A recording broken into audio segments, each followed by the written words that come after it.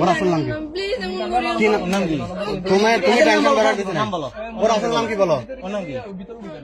হ্যাঁ, প্রণয়। তোমার নাম কি? না না না তুমি জানালার দিনের মেয়ে না? হ্যাঁ, ইয়াসমিনের মেয়ে না তুমি? তো তুমি একটা মুসলমান মেয়ে। আর কিছু লাগবে না। এই এই শোনো, তুমি একটা মুসলমান মেয়ে।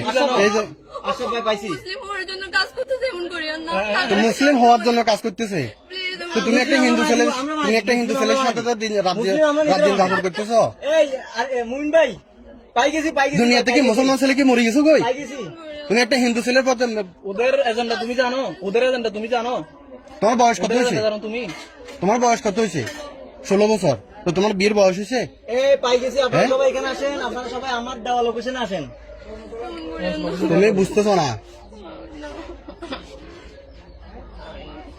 তোর কালিয়ান হারাইলাম বুঝছো? এই আচ্ছা, এখন না। তোরে একবার এসেছিলাম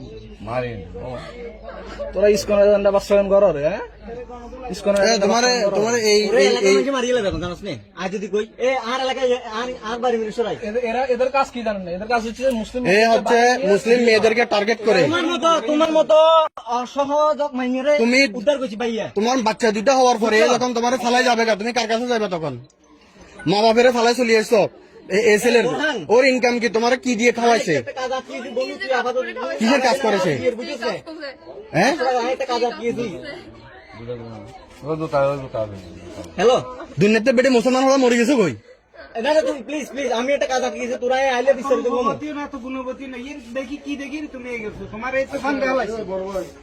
আচ্ছা, চেহারা ছবির কিছু আছে?